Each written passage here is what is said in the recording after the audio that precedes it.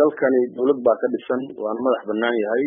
qodobka koowaad ilaa 7 oo dastuurku wuxuu sheegayaa Soomaaliya inay madax banaan tahay dawlad jamhuuriyadda Qurmaha ka dhaxaysan ka tirsan ay tahay oo beesha caalamka ka tirsan qodobka 54 waxa uu xadidayaa awoodaha ay dawladda federaalka leedahay oo kamid ah xiriirka caalamiga ah waxaa jirta marka waayahanba mintii muddaaba oo Soomaalidu isaga adkaysanayso ka aamusaysay dawlado si khaldan oo qaawan oo runtii aad u guracan faragelin ugu haya dalka arrimihiisa gudaha marka waxa kamid ah inay u yeertaan gobolada arrinta madaxda ka ah iyagoo aan dawladda dhexe soo marin heshiisyo inay la galaan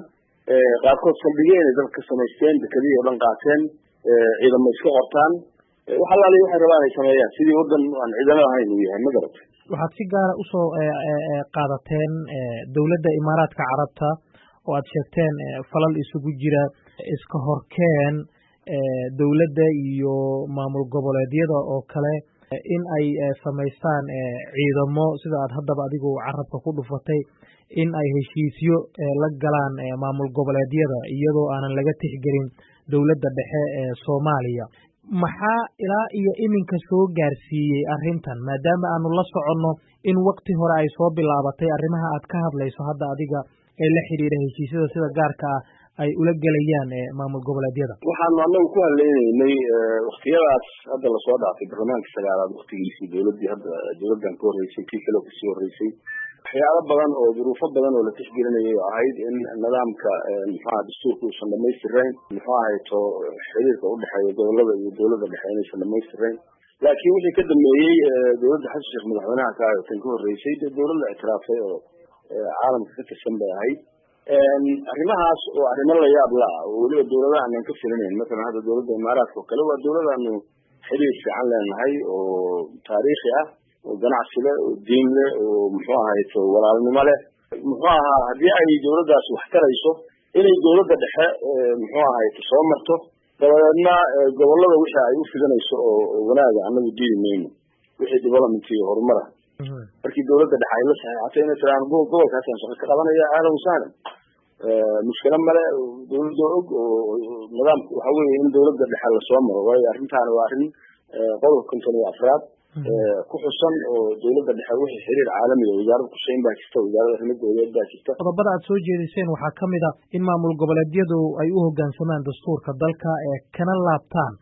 mowqifkii ay ka qaateen xiisada khaliijka ka aloosan arrintaasi baarlamanka maxaa uga furan oo uu ka qaban karaa wuxuu ka qaban karaa annagu waxaanu ilaalinaa dejinaana xeerka dalka u yaala haddii xeerkaas dawladda dhexe ku xadgudubto waa ku qabsanaynaa haddii goboladu ku xadgudbaanna waa ku qabsanaynaa marka waa shaqada iyadii weeye maamul goboleedyada tallaabo noocee baad ka qaadan kartaan marka waa ay dhici kartaa in ra-iisul wasaaraha baarlamanka uu u yeero madaxweynaha uu u yeero wasiirada ay la xisaabtamaan laakiin weli hore looma arag madaxweyne maamul goboleed oo baarlamanka federaalka uu u yeeray amaba uu doonayo inuu la xisaabtamo marka maxuu noqon karaa amaba maxay noqon kartaa tallaabada baarlamanka Soomaaliya haddii aad si xadidan noogu sheegto uu ka qaadan karo maamul goboleedyada si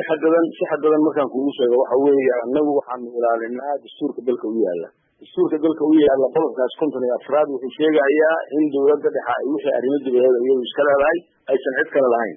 waxaanu marka ku baraarujinaynaa gobolada arrintaas iyo dawladda dhexaba inay kula xisaabtanto laakiin annagu u yeeri mayno midda kale annagu halkee ka nimid annaga laftigeedu xildhibaanadu halkee ka yimaadeen gobollo iyo bay ka yimaadeen soo ma waxaad si gaar u dul istaagteen arrinta ciidamada la iska qoranayo waxaan la soconnaa in dawladda Imaaraadka Carabtu ay tababar u fidiso ciidamo fara badan oo Soomaaliyeed ciidamadaasi ma waafaqsana miyaad leedahay hanaankii dawladda waxaan maqlaynay in dadka qaar ay qabaan in ciidamadaasi aanay toos uga amar qaadan wasaaradda iyo taliyayaasha ay hoos tagaan oo ay safaaradda ku xiran yihiin ma sidaa baa kala jeedaa wixii tafaasiil oo ku saabsan ciidamada iyo tababarkooda wasaaradda difaaca iska leh laakiin annagu waxaan ka hadlaynaa ciidan aan hoos iman dawladda dhexe iyo wasaaradda difaaca ma ogolin waxa weeye hadday wax tababarayaan wasaaradda difaacu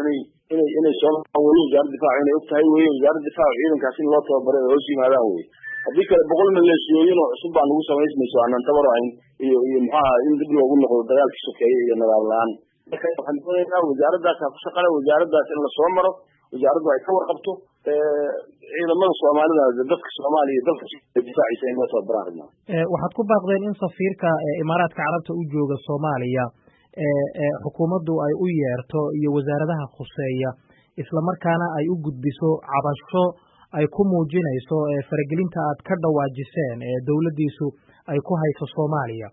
ma moogyahay bay kula tahay hadiiba ay jirto faragelintaasi dawladdan kula xisaabtanaa waxaan qodobka u qoray waxa weeye dawladdu inay og tahay iyo inay shaqo ka qabataan doonaynaa Imaaraadka Carabta sidaan kuu sheegay waa dalkaas aan muxuu ahaa wax badan naga dhaxeeyaan oo taariikh dheer oo markaan anagu fiicnayn iyaguna ay muxuu ahaayeeto dhibaatadu haysatay annaga caawin jiray sida ay hadda sameynayaan ma aanan samayn jirin mana kala saari jirin dadkoodana iska horkeeni jirin gobartoorayaashooda ama degmooyinka dadka xukuumana uma aanan yeeran jirin mogtahay goormaa laga yaabaa in baarlamanku uu ka doodo mooshinkan anagu guddoonkaan u gudbinay waxaan rajaynaynaa arbacada dooda inay bilaabto haddaa